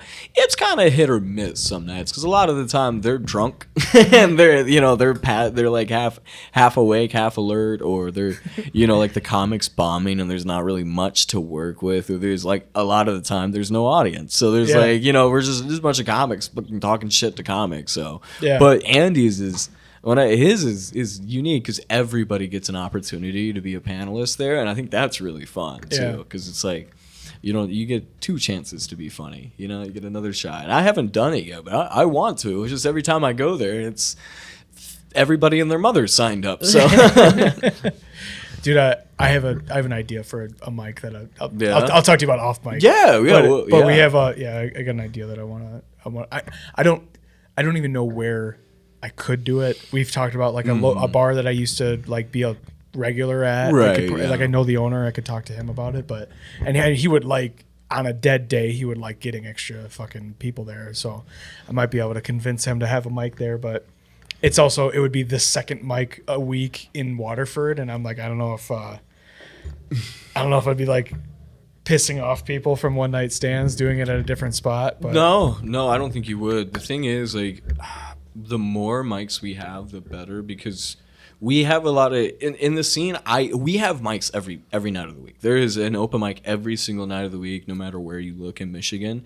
The thing is, they're all so freaking spread apart. You know, you can do 4 mics in a night. You're gonna drive, but you're driving 4 hours. You're Yeah. driving 4.5, 5 hours, and Yeah. guaranteed. And that's like when people talk to say like, oh, I think I'll start an open mic, but I'm worried the comedy club in the city's gonna. I'm like, no, don't worry about them. They want you to start an open mic because they want a bigger scene out there. The more the comedy that goes on in the city, the more people are going to come to the city for comedy. You know what I mean? You're hyping me up. It's, I'm but I'm telling you, flip the dude, table. let's do it. I'm do an calling the open bar mic. right now. No, seriously, do an open mic because it's just the more like, especially do it on like a Thursday or a Friday or maybe even like a Tuesday, because we're in a drought of Friday, Thursday, and Tuesday mics. Like right now, we just have Sidecar and One Night Stands in Dave Crumbly's Toledo room, and 2 of those 3 rooms are pre-booked. So you know, there's not There's a no guaranteed. show up, go up. There's no show up, go up. I mean, maybe 1 or 2 people might get a drop spot, but you know, not the long list of comics that are in the city. For me, I would if I'm doing this mic, I would have to be Wednesday to Sunday. So I'd have like where in there. Yeah. What did you say? What days? Thursdays, Fridays, and Tuesdays. Okay, so Thursdays I wouldn't want to do. Well, maybe I would want to do that, but it would stop me from being able to do. Unless you did one it night after stands. one night, You could like do it- after you- one night you know, stands you does should, it.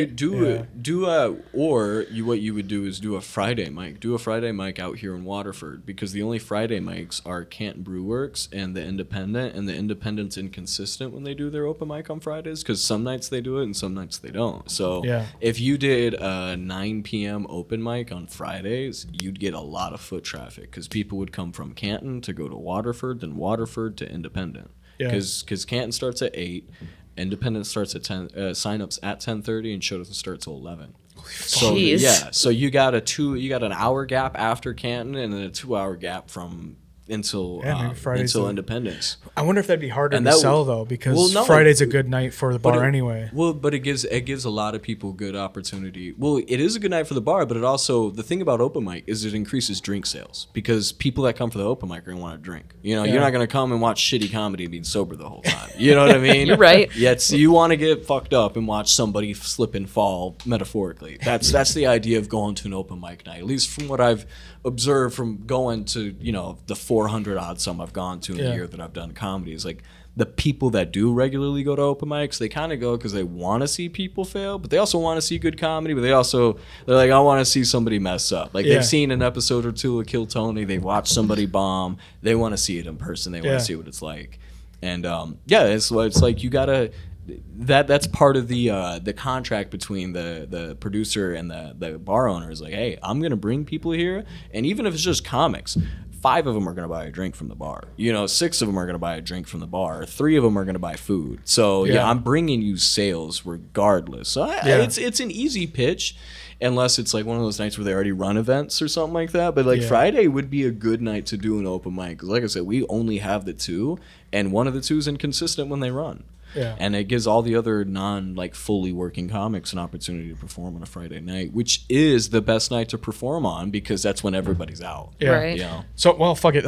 I'll tell you what the format that I was flirting with. What? So You gonna put it don't- out don't- into don't- the? don't- Yeah, I'm gonna do it on the mic. Fuck it. don't do it on the mic. It's fine. Someone's gonna steal your idea. No, well, We get 3 fucking downloads of it. Do it. Yeah, you know, I was so worried about somebody stealing my idea for the spicy show. The only way to counteract that is just do it. Well, Do it people are before somebody else lazy. can do it. People are lazy, and they're not going to do it. So, Yeah. I have confidence that There's this a is going to be fine. motherfucker out there who's like, really? Watch me. Watch this shit. I'm about to be the next. No. So I had this idea of doing a storytelling show where you get to do a 3-minute or 5-minute story, but there's a panel of comedians who judge the performance and then kind of decide whether or not that story is true. So it's almost like you can either decide to tell a true story or tell a lie. Oh yeah. So like it almost plays out like court.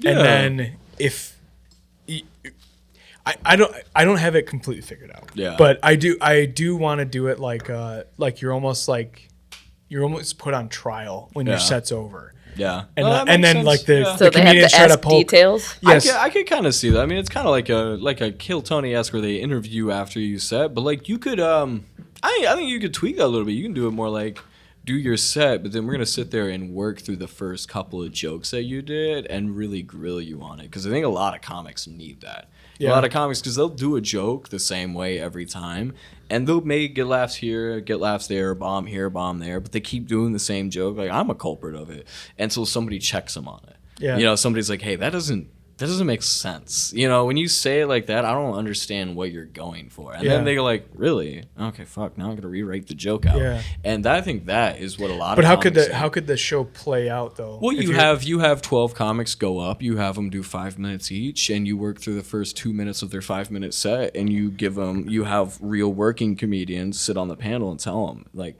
That made sense. I like that, but you need to change this angle because the audience can't understand what you're trying to say. Yeah, you know what I mean? Because it's similar to Kill Tony, but you're not giving them opportunities. You're just giving them advice. Yeah. Because I think like storytelling, I mean, it's a good idea, but that's hard to. It's hard to write a complete lie in story format. Yeah. Oh, you'd be surprised. Really? Because I've always had a well, my thing is like I can write a lie out, but it's really hard for me to push it in story format. Like I can tell you a quick lie and I can push it, but it's really hard if I'm going to stand. So I wonder if the format shouldn't be lie or not a lie. Maybe it should be storytelling, and then like hey, you tell us a story, and then we'll break down this. Like, you know, you tell what you want in like a 5-minute story, and then when it's over, you have a conversation about the story with the panel. Yeah. But I thought it would be fun to do this like court angle. Yeah. Like where the comedians it's like a whole experience. Like your comedians put on trial for like what he's talking about. That makes sense. Yeah. And then you could have like a verdict at the end of the show of like, okay, this is the, you know, I don't know. I have to workshop this more. Yeah, oh, dude, that's how it goes, man. No, I've got so many different ideas for shows, but some of them wouldn't work. It's like I have one where watching a TikTok made me think of it as like, what if we did all the parody movies, you know, like Vampires Suck, you know, the one that they did about Twilight, and just reacted to them on stage, just like played snippets of them, and we're just like, man, what the fuck, you know, and just like describe the same. But it's almost like a reaction channel, but like live in person. And then I was thinking about, I'm like, oh, that gets so boring after the first like 20 minutes of it. I'll be like, all right, do a new movie now or something. And it's you'd almost have to do like a compilation. You would clip apart or clip the dumbest moments. Yeah, and then it begs the question: are there enough parody movies out there to do more than one show? Well, you could just do bad movies. Yeah, yeah. I mean, there's so many. Yeah, we were talking about this a couple episodes ago with the drummer of Forge the Sun, where like we both love really terrible pun-based movies. Oh yeah, like Santa Jaws. Oh yeah, fucking terrible. It's a fucking stupid joke, and someone made an entire movie about a shark that has a Santa hat on. You know, or there was a movie Zombie Ass. It's just a zombie strain that climbs up people. Sharknado, yeah, exactly. So or like, Sharknado 2, 3, 4, 5, or 6, or Sharknado 7. To a theater near you. The fact that they kept making those movies is insane. I was like, I don't know why, but when I was probably 13 years old when I watched the first one, and so I kind of sort of didn't think that it was going to be a stupid, terribly built, put together movie. I thought like, yeah, okay, so this is a movie. Like, let's watch a movie. And then at the end of the movie, I watched them chainsaw open the shark, and the lady that got eaten by the shark was perfectly fine. And I was like, at the very least, she'd have her stomach cut open because of the chainsaw. I'm like, all right, well, why don't we hire this guy to be a lumberjack? Because he's got the best damn skill with the chainsaw in the West. Right. Yeah, dude, that's so dumb. My Apple Watch is telling me to stand up.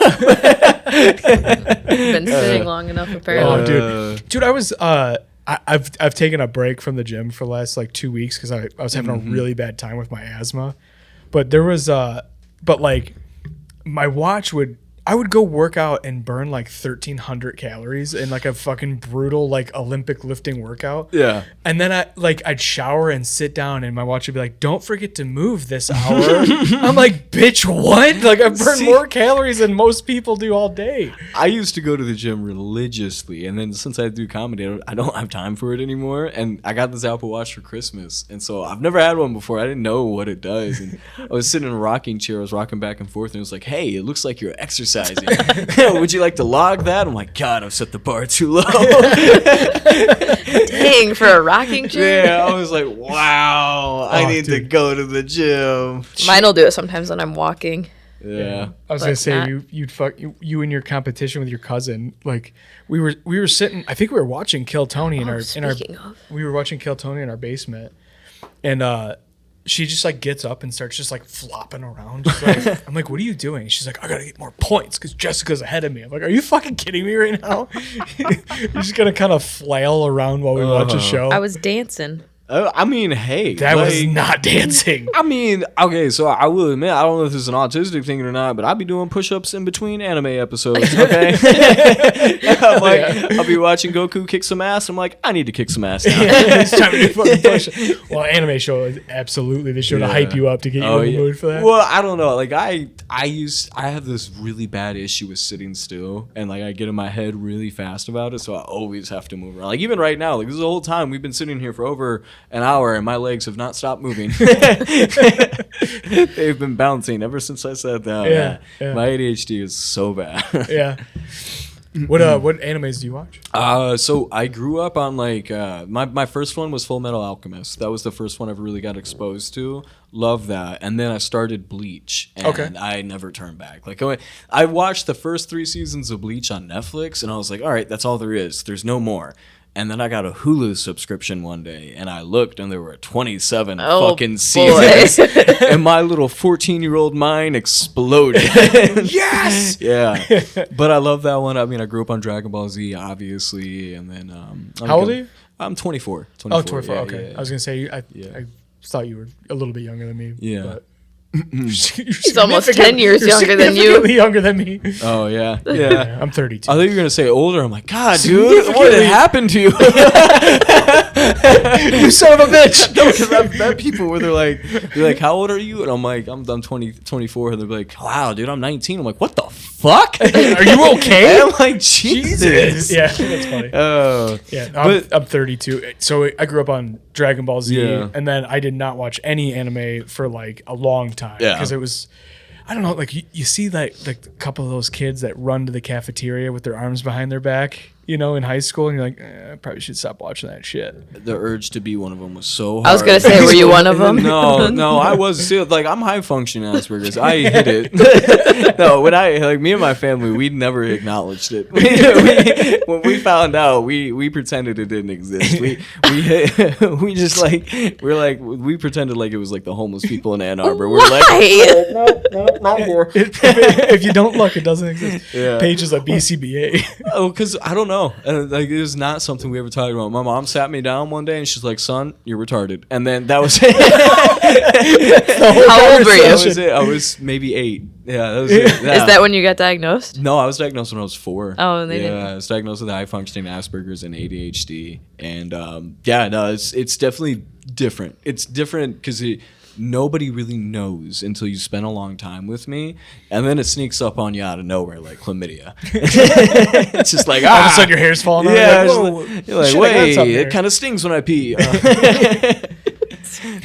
Paige works with autistic kids for a Do living. you? Yeah. She's, Okay. she's a I do BCBA. therapy. Yeah, no, they They tried to they tried to like Beethoven me in school. They were like giving me random musical instruments. They're like, we're gonna find his talent. Is that real? No way. Yeah, dude. I remember they pulled me out of school and like we gotta find what he's good at. We're playing violins and basses and stuff, and I'm like, I didn't know what was going on. I just have fragment memories of playing a violin. They're having you like fucking. They're like, we know they're good at something. They're like having you count cards and shit. There's a couple of Hollywood producers in the background. They're like, all right, guys, come on, make one of them famous. Fucking having them count cards and oh man, if you follow the accountant, apparently you'd be a really good assassin. Yeah. I'm gonna bring that joke back, you guys. You guys' reaction made me want to. That's fucking hilarious. Little did they know it was comedy. Yeah, no, seriously, they really did that. But I had an IEP until I got into a rich white high school, and they told me my test scores were too high. They were like, nope, you're too smart. And so I got no individualized education at that point. Oh, you gotta love that made it was so hard. It was really hard because it was overstimulating, and there was so many things happening all at once. And then, of course, drug addict mom. So that made things like way so much better. Yeah, right. They didn't give you like they just went IEP to nothing. Yeah. Because I moved. I did half of kindergarten in Michigan, and we moved, and then middle of my kindergarten year, and then I repeated kindergarten in North Carolina, and then they had an IEP in North Carolina for me the entire time, but when I moved to Ohio, they're like, nah, fuck this dude. Oh my gosh. What didn't? Not how that works. No, they did. Yeah. It was a challenge, man. Growing up was fun. It was definitely interesting. I used to be a teacher. Yeah. Before I was a behavior analyst, so. Yeah, well, she was the resource room. Well, the way you fact check everything, you seem like one.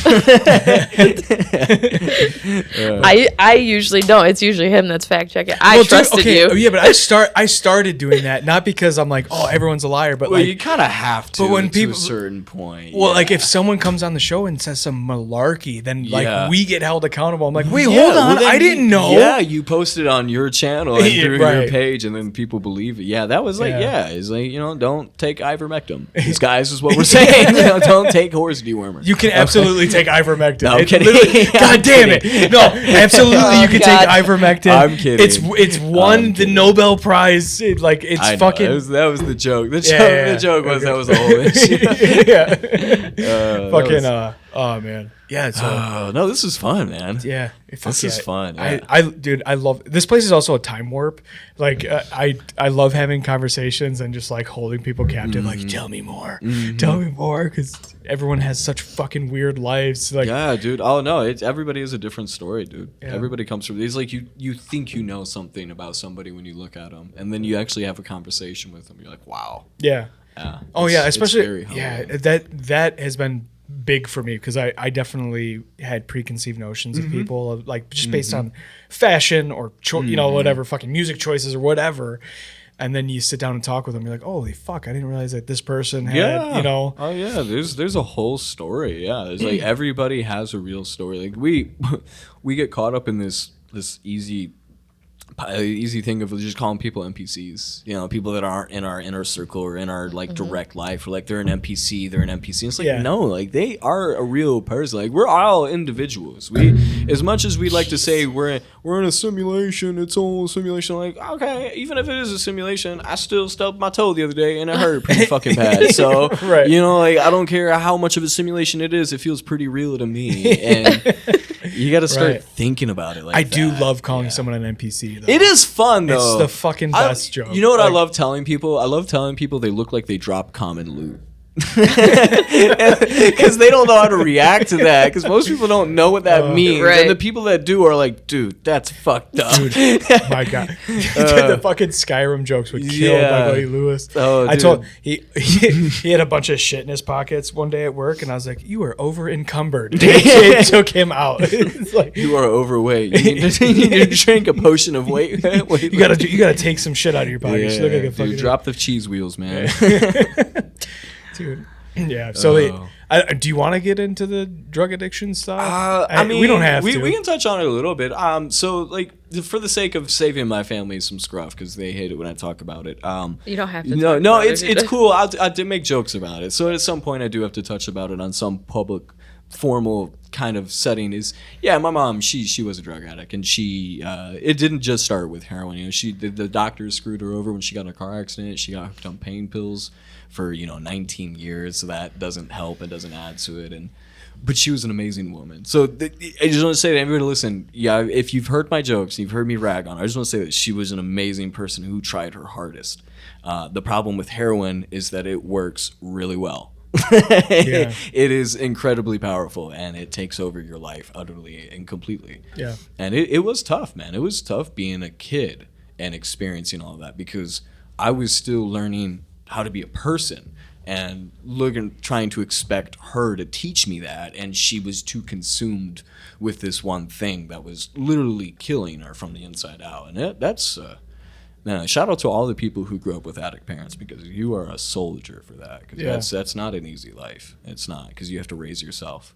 And right. You come out the gate she died when I was 18, and so I was like kind of like a bare nerve exposed to the world, at 18. So I was like raw and real for me, and it was all happening all at once. And it's like something I learned a lot. It's like, because I raised myself, so I'm very, very self-reliant, and I don't like to rely on other people, and I don't like it when other people try to teach me things. Like, at least I didn't before, and it was very like, it rubbed me wrong when people would try to give me advice, and it was like something I had to really try to force myself to understand. It's like, I know you raised yourself, dude, but there's so many things to learn out there. There's so many ways to do things, and it's hard. It was really difficult. But 6 years after the fact, you learn to live with it in certain ways, and you never get over it. You don't necessarily heal from it, but if you can turn around and laugh at it, and you can make light of the situation, and you can smile about it, I think that's the best we can do.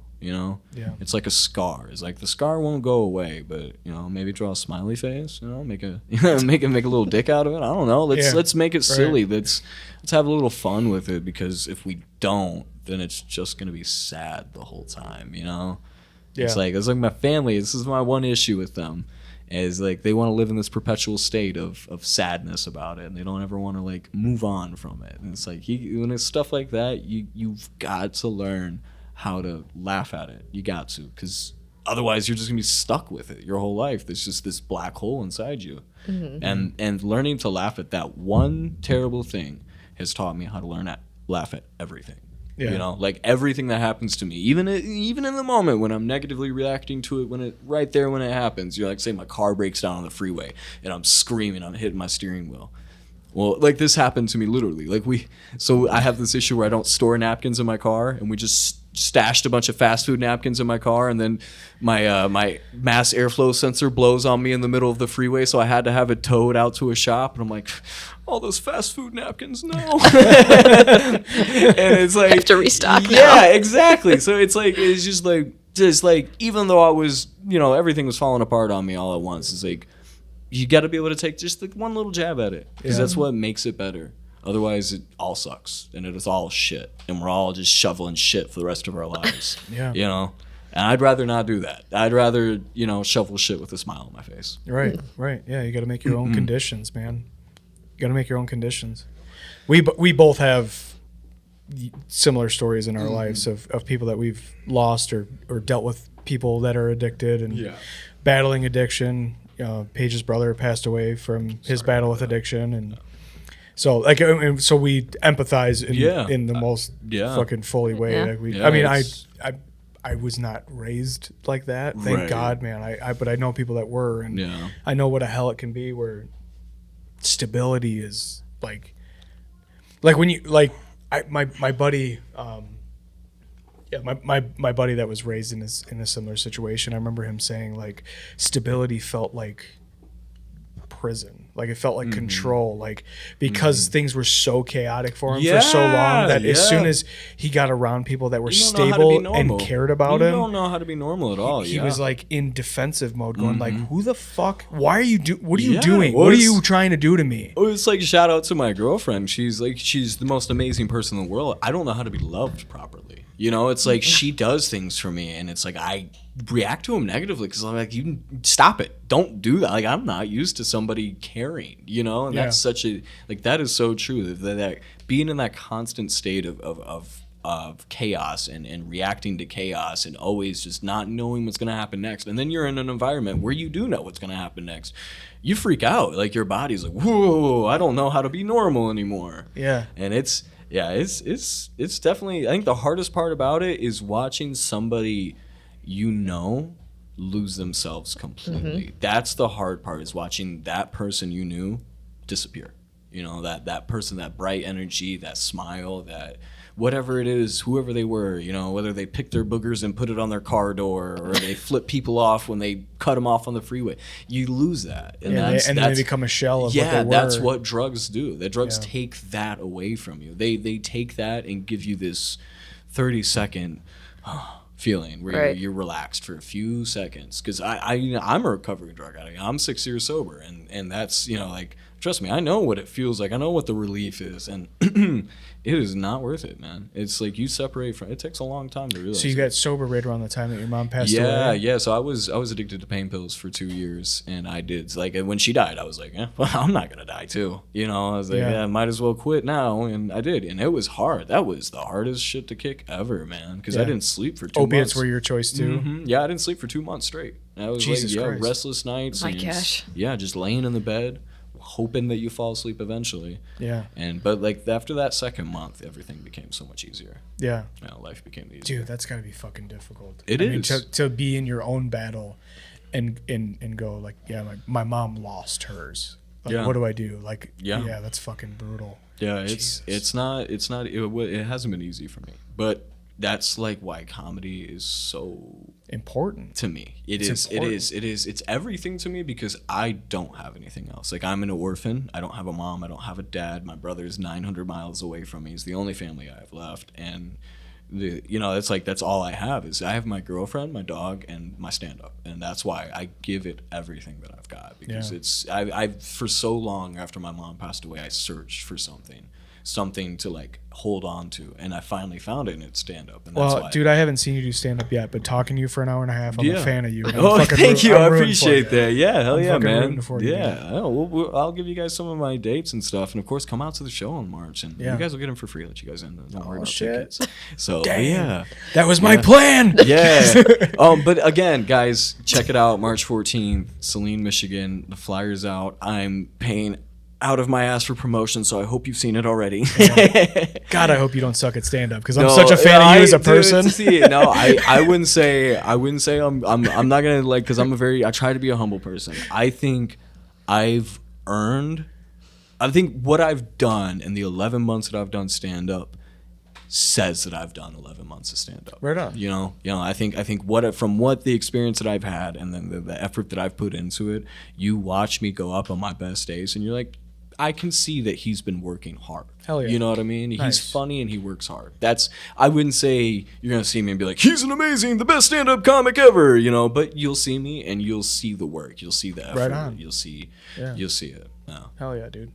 We should wrap up, but all right. Like I said, dude, this has been amazing. This has been a great time. I haven't been sweating. You guys have been sweating. After sitting with you for almost 2 hours, I'm a fucking fan of you as a person, man. Thank you, man. Thank I you for coming appreciate out, dude. Yeah. This is why I love this. I've made so many friends from just having this fucking platform, man. I love it. I love it, dude. I get to meet people that I would have never crossed paths with otherwise. Yeah, no, this has been fun. Yeah, I've been sitting here this entire time and I've had fun. You know, if you guys aren't a fan and you're not following them yet, follow them. What are you doing? I appreciate it. These guys are awesome. Hell yeah. All right, buddy. Let's get out of here. He's plug his dates. Thank you so much. Plug your dates. So March 10th, I'll be at the Green Door in Lansing. March 14th, of course, we've got Hot Set Comedy, which is our second show, so please be sure to check that out. Tickets are on sale. March 18th, I'll be in West Michigan doing a showcase. Unfortunately, I do not have a location for that one. And then, that's it. That's all I got for right now. But again, thank you guys so much. Thank you too, most importantly, for curating the scene and adding to the scene. Oh, dude, fuck yeah. Because music or comedy, whatever it is, thank you for helping creators. Appreciate it, man. Thanks. Brother. All right. Peace. All right. The purpose is not survival. It's finding purpose in what you love. I'm pumped to be branching out and being like, hey, we're going to sit down and have a couple-hour podcast.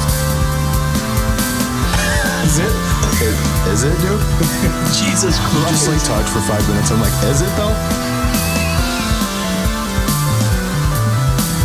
I've always been inspired by this shit. Yeah.